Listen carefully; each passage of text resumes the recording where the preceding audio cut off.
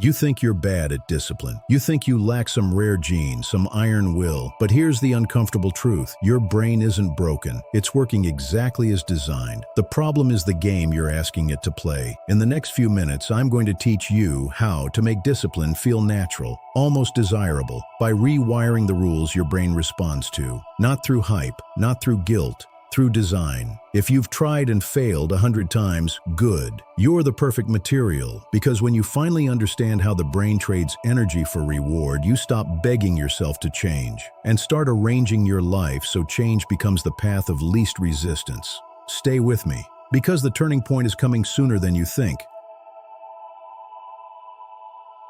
We were told that discipline is a moral trait. The strong have it, the weak don't. But the human brain wasn't carved for long-term abstract goals.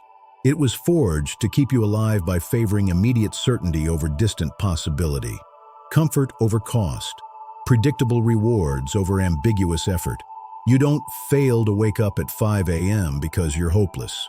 You fail because at 5 a.m., your brain is running a fast calculation.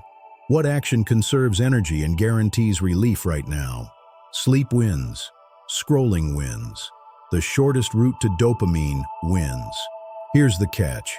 You will never out-argue a brain that's optimizing for energy efficiency. You must offer it cheaper wins for the right behaviors, or change the map so the wrong behaviors get expensive. Hold that thought, because once you see where the real battle is happening, everything starts to click. Self-control doesn't live in your chest, it lives in your environment. Open spaces cue action, clutter cues delay. Proximity is destiny. A cookie on the counter is louder than a resolution in your head. Think about your mornings. Are your shoes buried in a closet? Your phone on your pillow? Your to-do list scattered across tabs? You're not undisciplined, you're out-designed.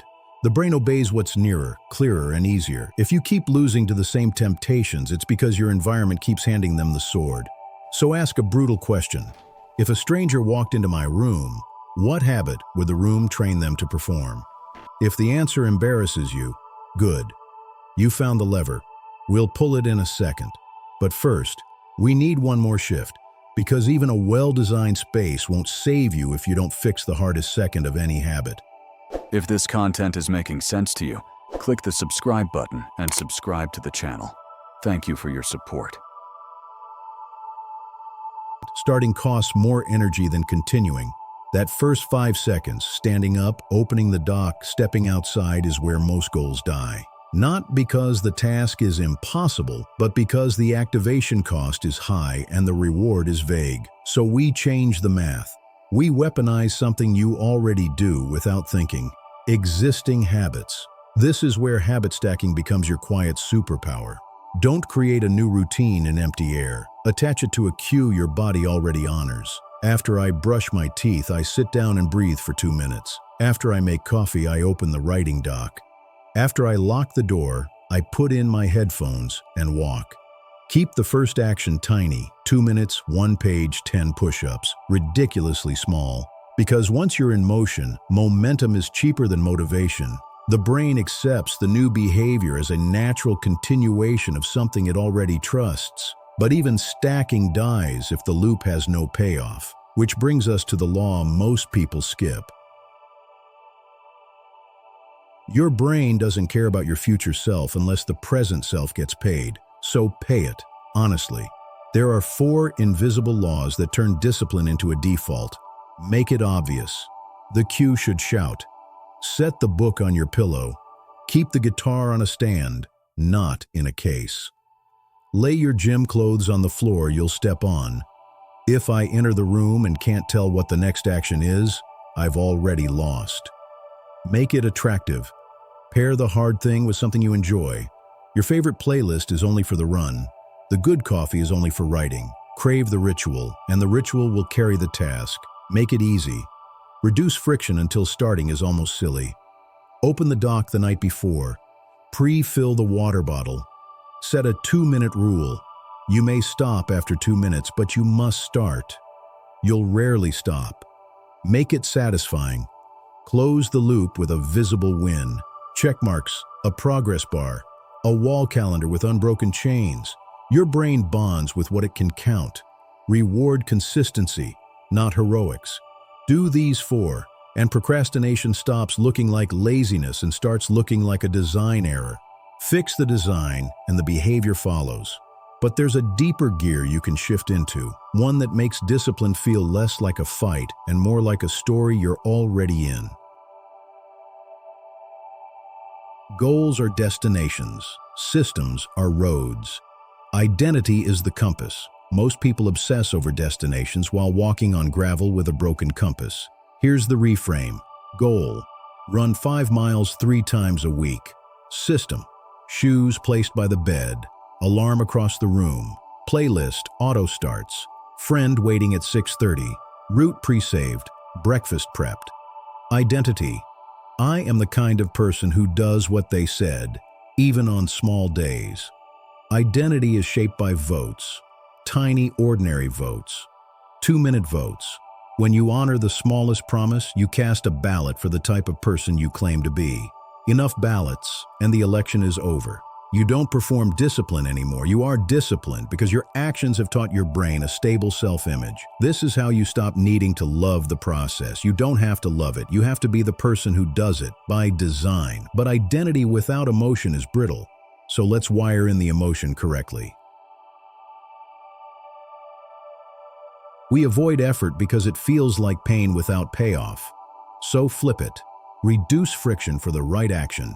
Fewer steps, fewer decisions, fewer clicks. Increase friction for the wrong action. Phone in another room, social apps off the home screen, TV remote in a drawer with a sticky note. After 30 minutes of reading, add stakes. Money on the line with a friend, public check-ins, a shared spreadsheet. The brain pays attention when reputation or resources are at risk. Engineer relief, a micro reward after completion. Walk outside, a better coffee, 5 minutes of your favorite track, so the body associates the hard thing with relief. To the brain, this is humane bribery. You make the right choice rich in cues, smooth in action, and sweet in aftermath. Over time, the association reverses. Hard things start to feel like the easiest way to feel good.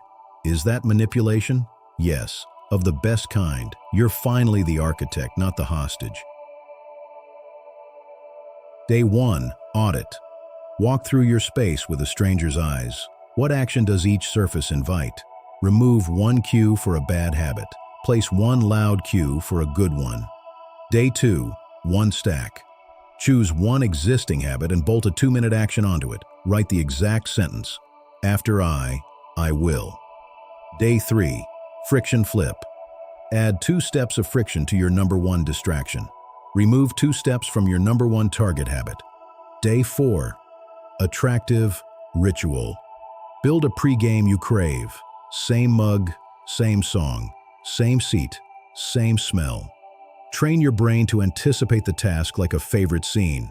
Day 5, satisfaction. Create a visible scoreboard, calendar chain, tally, or progress bar. Make success stupidly clear. Day 6, stakes.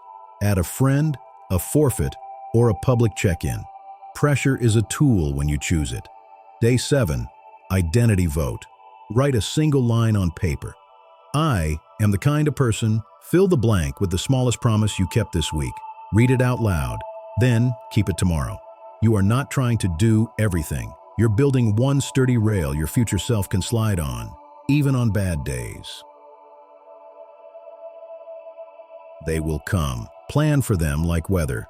Minimum viable action. If you can't do the full session, do 2 minutes. The streak is sacred. Intensity can fluctuate. Location swap. Same ritual, different place. A cafe, a library, a porch. Novelty resets resistance. Time box. Set a timer for 10 minutes. When the bell rings, you may stop. Most of the time, you won't. Compassion clause. No moral drama. Miss once, never twice. Forgive quickly. Resume mechanically. Remember, discipline is not domination. It's choreography.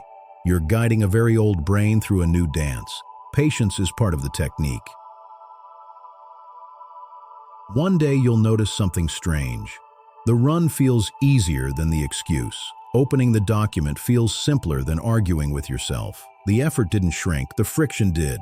Your environment, your stacks, your rituals, together they lowered the activation cost below the threshold of resistance. That's the click.